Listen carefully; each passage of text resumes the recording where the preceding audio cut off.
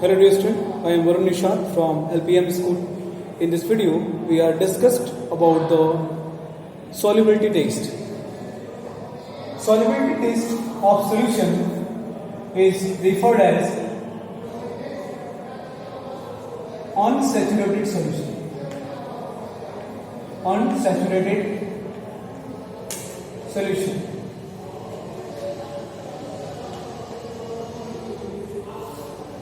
And saturated solution. Saturated solution and supersaturated solution. Supersaturated solution. Supersaturated solution. So these things are discussed one by one. Now the saturated solution. Unsaturated solution means amount of a solution is said to be unsaturated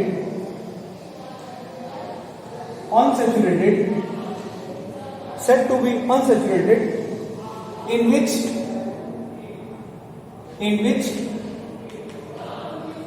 the more solute can be dissolved.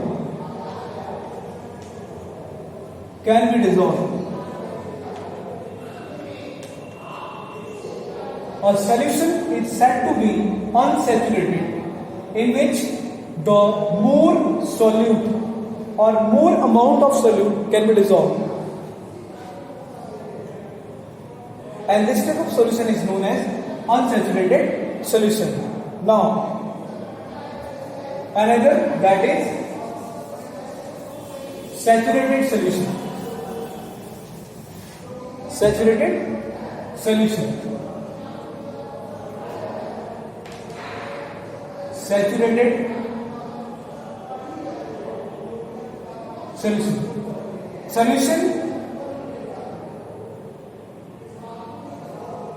A solution in which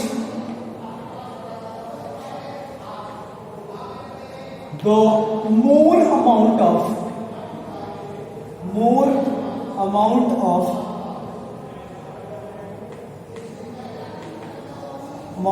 solute can be dissolved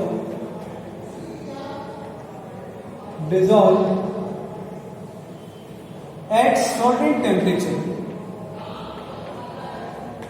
Certain temperature.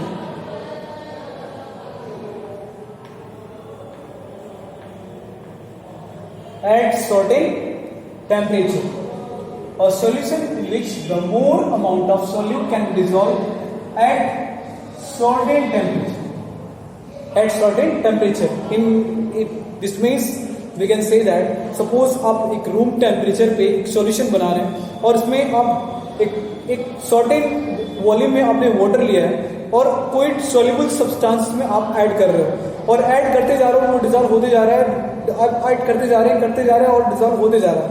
Means और time is certain, time is reach an stage, time एक ऐसे stage पे आपका solution पहुंच जाएगा कि उसमें उससे एक भी पार्टिकल्स सॉल्यूशन का या सॉल्यूट का डिसॉल्व नहीं हो पाएगा. Means this stage can be said to that it is a saturated solution on a particular temperature. एक सर्टेन रूम टेम्परेचर पे, रूम के इस कॉर्नर पे या फिर उस कॉर्नर पे या फिर उस कॉर्नर पे या फिर उस कॉर्नर पे अगर आप डिसॉल्व करने की कोशिश करते हैं तो पूरा का पूरा पांचों कॉर्नर पे, पांचों स्टेजेस पे, पांचों प्लेसेस पे आप ये देखेंगे कि हर जगह टेम्परेचर अगर सेम है तो एक सर्टेन टेम्परेचर पे अब maximum no more amount of solute can be dissolve. No more solute can be dissolved.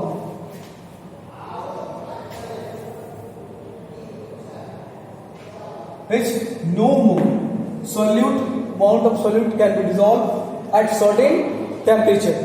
अब मैक्स एक भी पार्टिकल सोल्यूट का डिजोल्व नहीं हो सकता, एंड इस बेसिस को इस कंडीशन सॉल्युबिलिटी के इस कंडीशन को बोलते हैं saturated solution.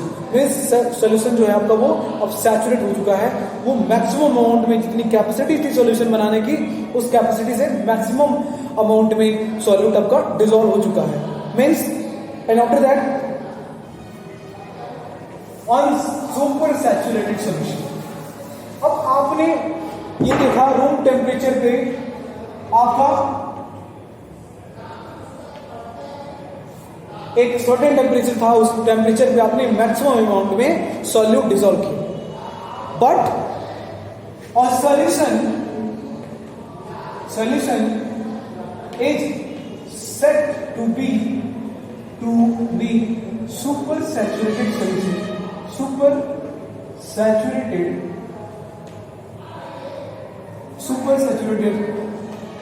solution is said to be super saturated solution, which means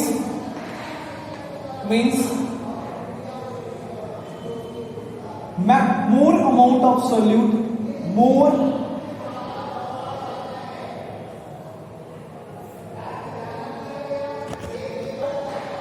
means that super saturated solution or solution is said to be super saturated solution in which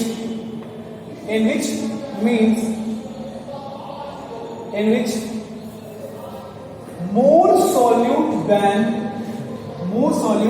than required to prepare a saturated solution. कोई अभी saturated solution ये है कि एक fix temperature पे, एक certain temperature पे आपने मैक्सिमम अमाउंट में सॉल्यूट उस सॉल्वेंट में डिसॉल्व किया और वो पूरा का पूरा सॉल्यूशन सैचुरेट हो गया। अब ये सुपर सैचुरेट क्यों होता है? सुपर सैचुरेट में थोड़ा सा अमाउंट में अगर हम टेम्परेचर बढ़ा दें तो आपका जो अमाउंट था सॉल्यूट डिसॉल्व करने के लिए थोड़ा सी उसकी कैपेसिटी बढ़ जाएगी, थोड़ी सी कैपेसिटी। अब थोड़ी सी कैपेसिटी, ना तो हमने उस सॉल्वेंट का अमाउंट बदला, जो सॉल्वेंट का अमाउंट था वो पहले से एज इट इज एज है, बट हमने टेम्परेचर थोड़ा सा बढ़ाया। अब थोड़ा सा बढ़ाने की वजह से हमारी सॉल्युबिलिटी, वो सॉल्वेंट की सॉल्युबिलिटी थोड़ी सी इंक्रीज हुई, और इंक्रीज होने की वजह से हम रिक्वायर्ड से मैक्सिमम अमाउंट ऐड कर रहे हैं, required to prepare more solute than required to prepare saturated solution at any fix temperature. अगर कोई सैचुरेटेड सॉल्यूशन है, उस सैचुरेटेड सॉल्यूशन में भी अगर हम मैक्सिमम ऐड करते हैं तो मैक्सिमम अमाउंट में सॉल्यूट ऐड करते हैं, उसको बोलते हैं super saturated solution. Now I think you have clear to all of you, and now we will move down the question on the solubility test.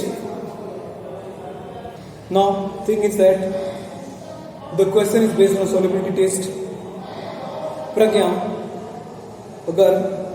tested the solubility of 4 different substances at different temperatures and collected the data as given below. Results are given as grams of substances dissolved in 100 grams of water to form a saturated solution. एक test है saturated solution बनाने के लिए। अब एक question है, मैं question को ऐसे ही फिगर आउट कर रहा हूं, please try to understand.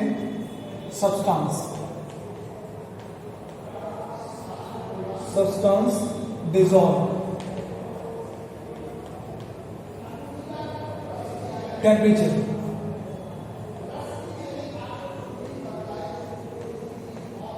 this is the temperature and this substance is dissolved. And now potassium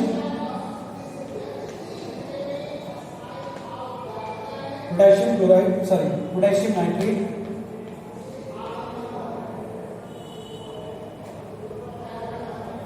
and temperature is 283. temperature is in Kelvin. Temperature is in Kelvin. 283, 293,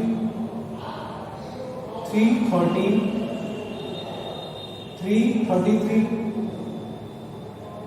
353.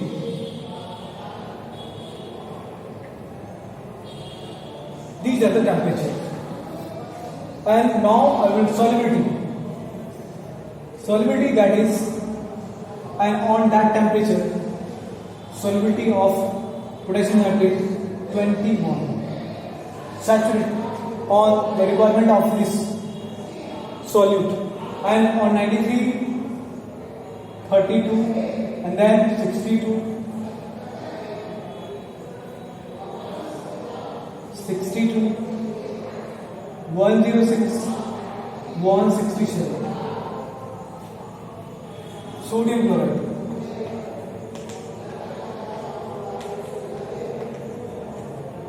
Sodium chloride, that is 36, 36, 36, 37, 37. Potassium chloride, chloride. Amount is required 35, 40, 46, 54. Ammonium chloride,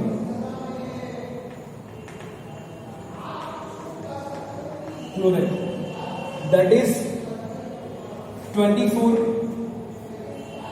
37. Very important question, and interesting also. 66. Now come to the questions. Question is that on this basis, on the basis of this data, question: what mass of potassium nitrate? What mass of potassium nitrate would be needed to produce saturated solution of potassium nitrate in 50 gram of water at 333? What potassium nitrate would be needed to produce a saturated solution of potassium nitrate in 50 gram of water at 330? Now let's solve. Means that mass of potassium nitrate, मैं ऐसे directly formula लिख रहा हूं, chemical formula. Mass of potassium nitrate needed to produce saturated solution in 50 gram of water. 50 gram water at 314 Kelvin temperature. Now 313 Kelvin temperature यहां है और इसका amount कितना है 62. Now is equal to 62 into 50 is divided by mass of potassium nitrate. अब ये किसका मास है?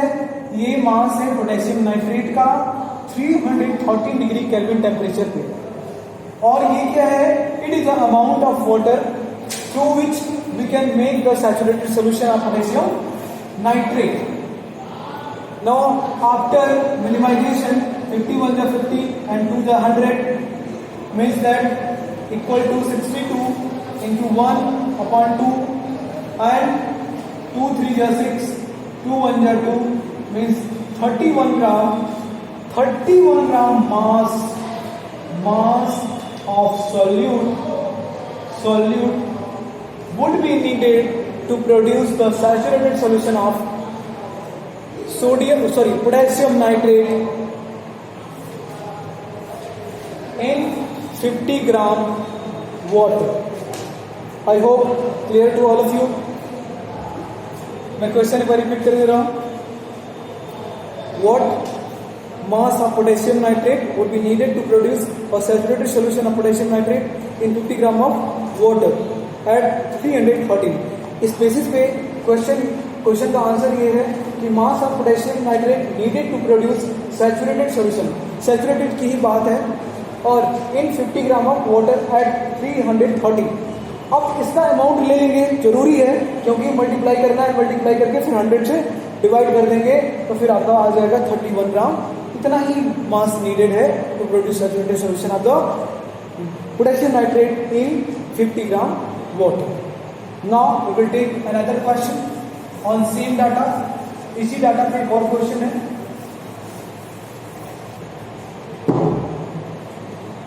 देखिए,